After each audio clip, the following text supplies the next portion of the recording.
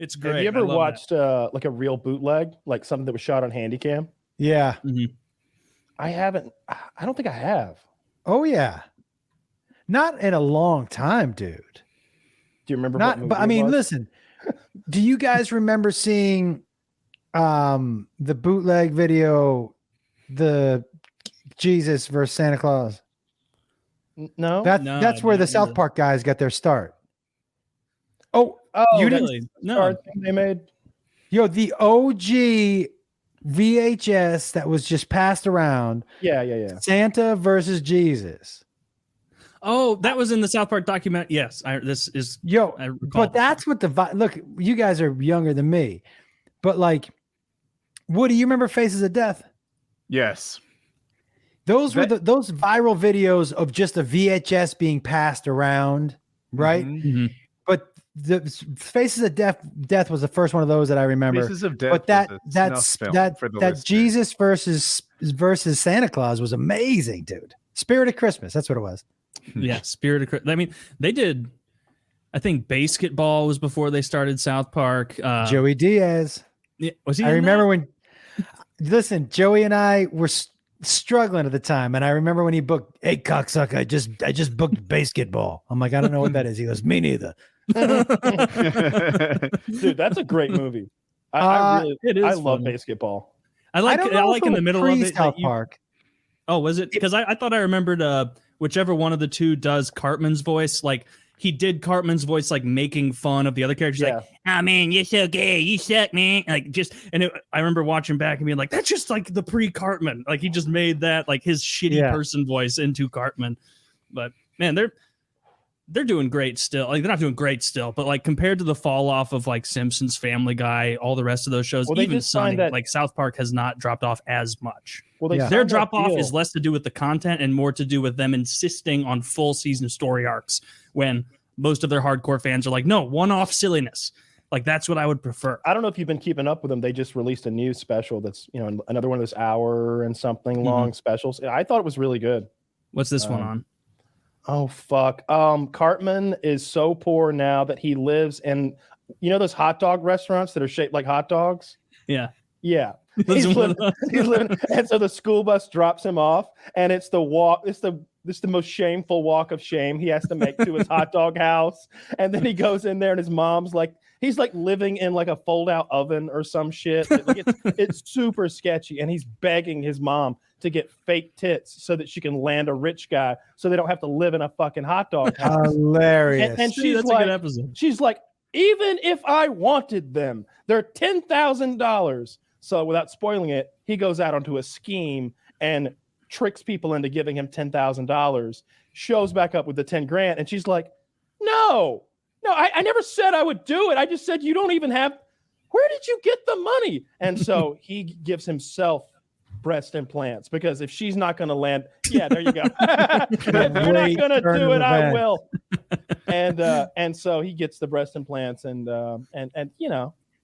that's so stupid. See, that's great. Just stupid retardation. That's like an hour of that. And then there's a side plot with Randy and his weed farm. Enough of integrity. It wasn't funny in the first episode. Oh, if you don't think it's funny yet, just imagine when it's not even a weed farm anymore. It's an allegory for streaming services.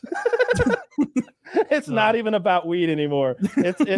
There's levels to this that we're supposed to like care about at this point. Do you guys watch Archer at all?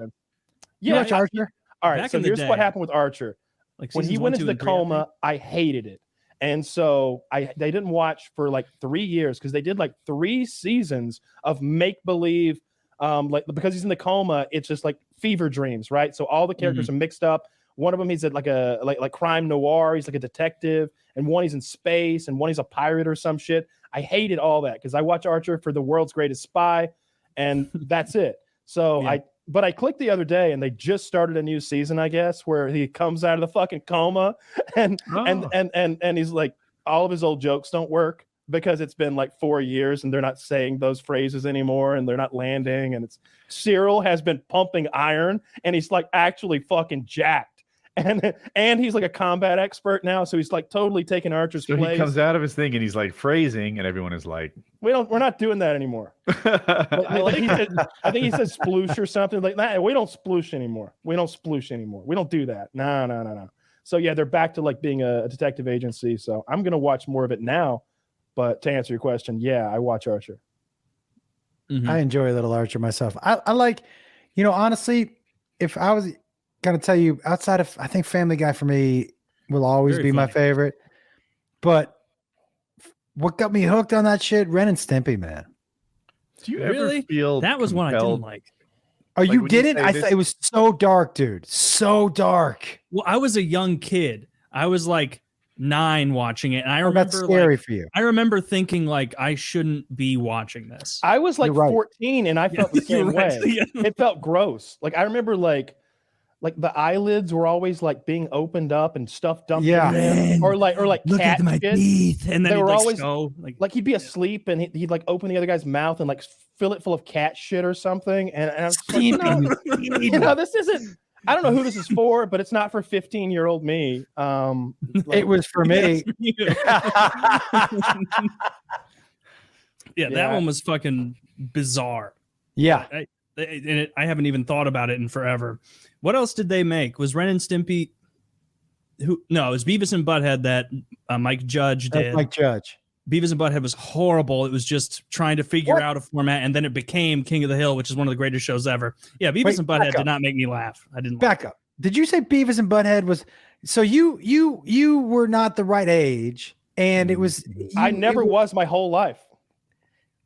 It was so round. It was. I was Am the I gonna right get age, there? and I'll admit that it was groundbreaking in that it was like just a little dirtier, and the cartoons weren't like that at the time. Having Right. said that, it was a little simple, right? It was the same jokes all over again, the same cornholio, the same rants, the same like it was a little simple to me. I didn't love it. So when they did the movie, when they did Beavis and Butthead Do America, they kind of stepped their animation game up, and they actually had like a narrative story because they were like on a bus, if I remember correctly, like literally traveling across the United States. Instead of what the show seemed like it normally was just them sitting on the couch, like talking about buttholes. And that got old so fast. Even like 12-year-old me or whatever I was when I saw it for the first time, I was like, Bart Simpson tells like 5 jokes before, and these guys are still sitting on the couch talking about buttholes or whatever. Yeah. And pulling his shirt up over his head and also found the animation like slightly disturbing. It seemed like they were like really aggressive, like with the eyebrows and the like giant eyes and stuff. It was too simple. Maybe You're it was touching before on all the computers. things that I liked about it. Josh, here's my question to you. Everything you say, like all they did was talk about buttholes. I'm like, yeah, that made me laugh. Do you ever feel pressured to talk about when you talk about what you like and don't like? You're in this industry, right? You might know some of these people. Yeah. Are you allowed to say like, "Oh, Ren and Stimpy, that fucking sucked. It wasn't for me." Sure. In case you run into Ren, like what's he gonna say? No, I don't know who makes that, but Josh might. Josh would be like, "Yeah, that guy made that. He went on to this." And right now, if I badmouth that guy, maybe I don't get in my next role. No, I will tell you something right now. I am under no illusion that I'm going to get hired for any role. So I feel pretty free to say whatever the fuck I want. Good. But I will tell you this, and I know this about me. Yeah. I'm easily pleased in this way. Mm-hmm. I don't go in with a critic's mind to anything. I don't go in like, I hope I fucking like this. I go in like, hey, this is how I'm choosing to be entertained. So let me be entertained. And I don't go in like, if I know I'm going to see Top Gun, right, which I did, I know what I'm going to see, man. I'm not going to see, No Country for Old Men. I'm going to see some cheesy 80s. I want to hear some Tom Cruise lines. You know what I mean? I want to see him pretend to be a straight male. I want to see all the things. How I long like. were you?